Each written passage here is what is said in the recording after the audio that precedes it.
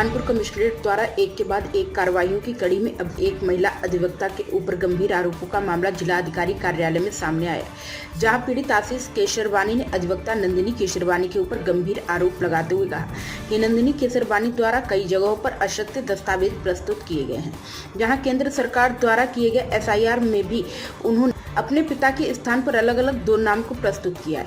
इसके साथ ही पीड़ित आशीष केसरवानी ने बताया कि महिला अधिवक्ता द्वारा उनको कोर्ट कचहरी के मामले में फंसाने और जान से मारने की धमकी दी गई थी, जिसके बाद तहकीकात करने पर सभी तथ्य उजागर हुए। महिला अधिवक्ता द्वारा कहीं पर भी अपने पिता का नाम रामेश्वर तो कहीं सौमिल, वहीं कहीं किन्हीं जगहों पर कैलाशनाथ प्रस्तुत किया गया। पूरे मामले की शिकायत जिलाधिकारी समेत आयकर कार्यालय और बार एसोसिएशन में भी की गई है। पीड़ित का कहना है कि महिला अधिवक्ता द्वारा चटाई मोहाल में लगातार दबंगई की जा रही है, जिसको लेकर प्रशासन न्याय की गुहार लगा रहे हैं।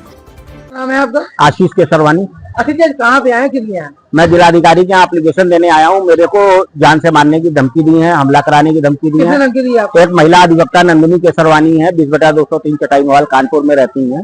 उन्होंने अपने पिता के नाम की 3 ID बनवा रखी है। किसी में वो कैलाशनाथ की पुत्री बन जाती है, किसी में वो रामेश्वर प्रसाद केसरवानी की पुत्री अपने आप को कहने लगती है, फिर वो सोमिल केसरवानी की पुत्री कहने लगती हैं।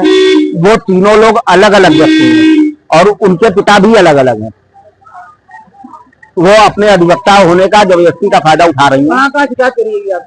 मैंने जिलाधिकारी कार्यालय में की है, बार काउंसिल में की है, आयकर विभाग में की है और बार एसोसिएशन कानपुर नगर में की है। क्या आश्वासन मिला वहाँ से आपको?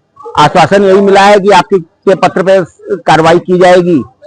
ACM 4 के यहाँ भी मैंने की है चुनाव आयोग के लिए, लेकिन उसमें भी अभी तक कोई कार्रवाई नहीं हुई। उन्होंने किस तरीके से छेड़छाड़ करी सबूतों के साथ अपने डॉक्यूमेंट है? वो संपत्ति को प्राप्त करने के लिए सारा खेल कर रही हैं।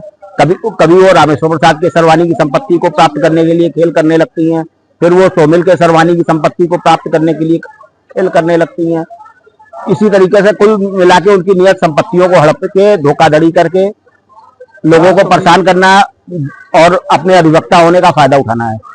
प्राइम संदेश न्यूज से शकील अहमद की विशेष रिपोर्ट।